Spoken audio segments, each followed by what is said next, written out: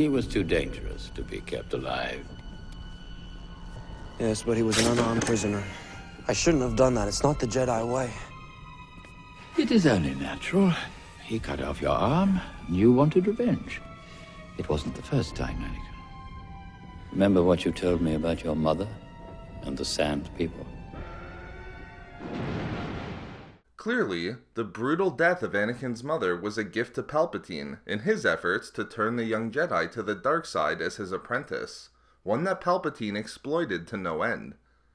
But did Palpatine go so far as to have a hand in the capture and murder of Shmi Skywalker, recognizing that it would be a crucial step in turning Anakin to the Sith?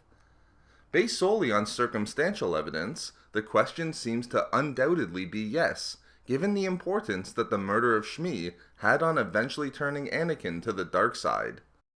As the major beats of Anakin's path went, not only did the murder of Shmi cause Anakin to tap into the dark side to slaughter the entire Tusken Raider camp, but it also possessed Anakin with a pathological obsession with saving Padme and preventing her death, an obsession that was completely exploited by Palpatine.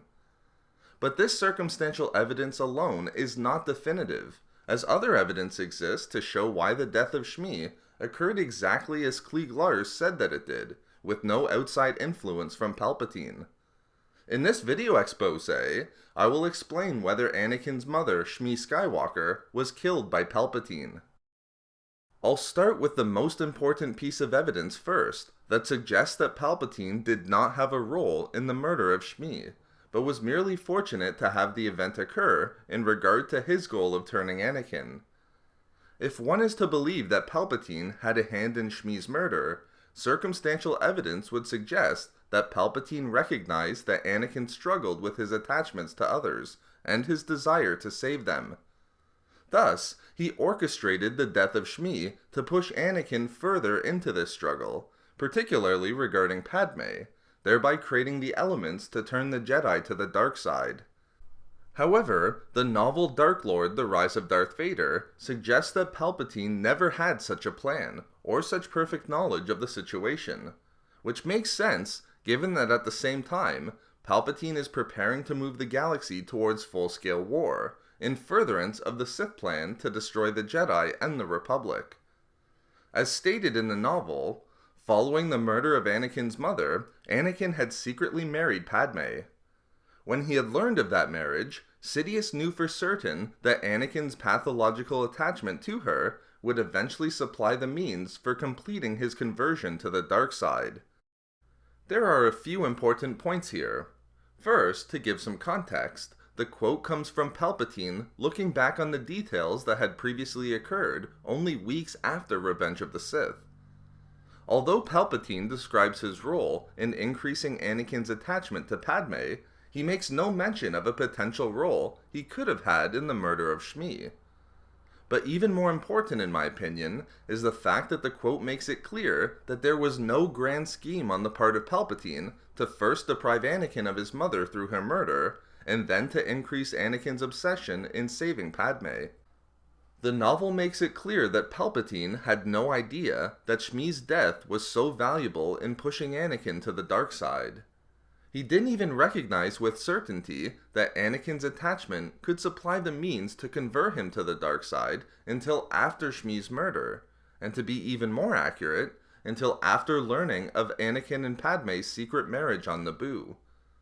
Without a full understanding of how Shmi's death would affect Anakin regarding Padme, by increasing the Jedi's pathological attachment to her, and supply the means for Anakin's conversion to the dark side, it seems almost impossible to believe that Palpatine would involve himself in the murder of Shmi simply to deprive Anakin of her. It was never Shmi Skywalker who Palpatine viewed as important to supply the means to convert Anakin to the dark side.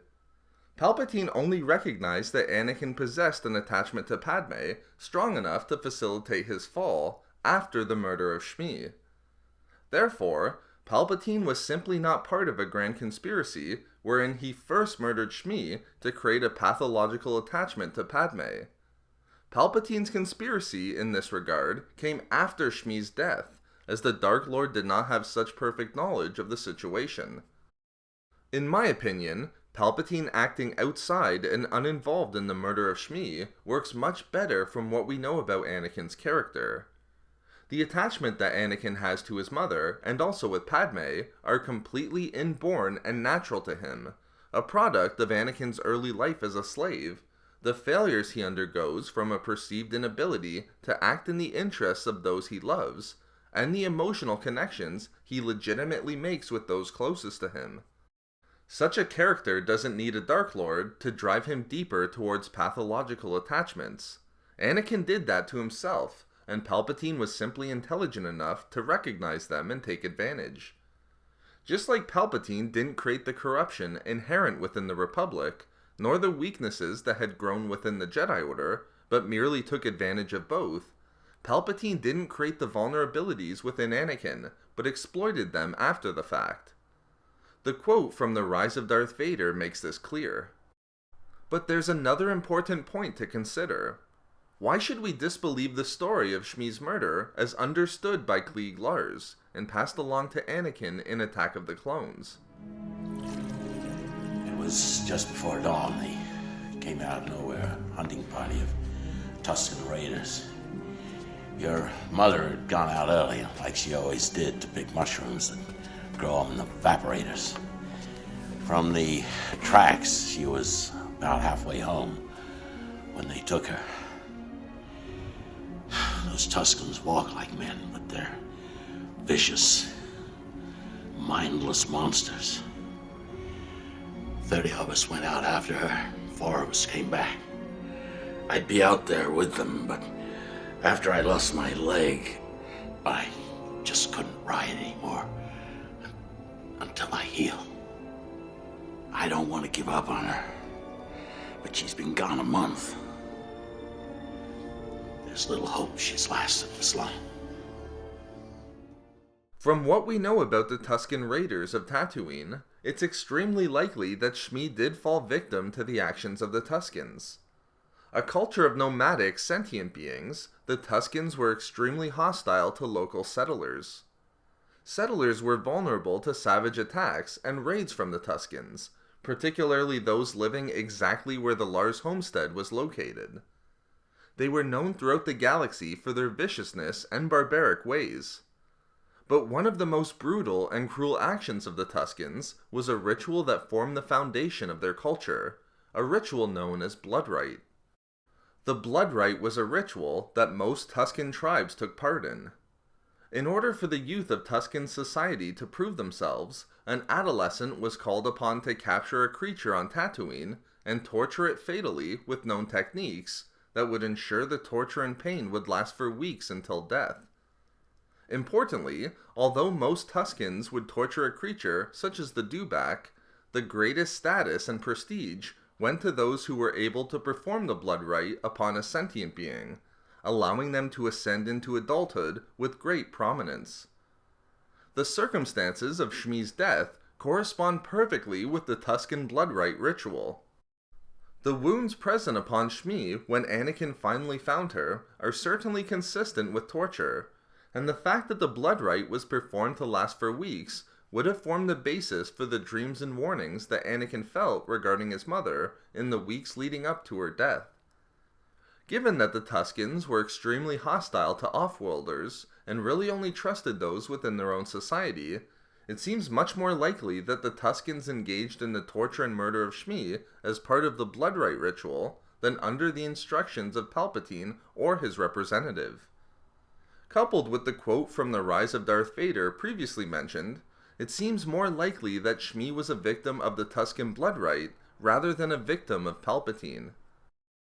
Finally, I'd like to touch on the possibility that the dreams Anakin had regarding his mother being in danger and in great pain were somehow connected to Palpatine. It may be suggested that as part of Palpatine's plan to murder Shmi, he forced Anakin to have dreams or visions of her suffering, propelling the Jedi to be unable to let go of his connection to her and attempt a rescue. However, just like Anakin's attachment to his mother was inborn to the character, the same can be said about Anakin's dreams independent of any actions taken by Palpatine. Even as a young boy upon Tatooine, long before he ever came to the attention of Palpatine and the Jedi, Anakin was plagued by dark dreams that foreshadowed pain and suffering.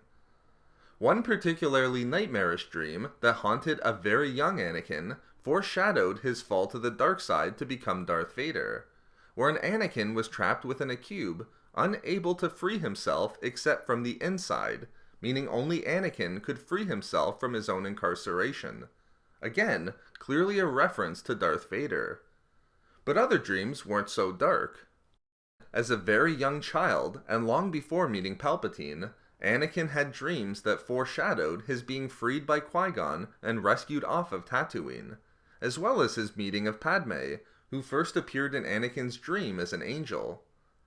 The common thread between these dreams is that they all symbolize the coming of an important turning point in Anakin's life, just like the dreams Anakin had of his mother dying. Therefore, Anakin was having dreams, and then also have those dreams manifest into reality, long before he ever met a Jedi or Palpatine. These types of dreams were not uniquely connected to Palpatine, but to the character of Anakin.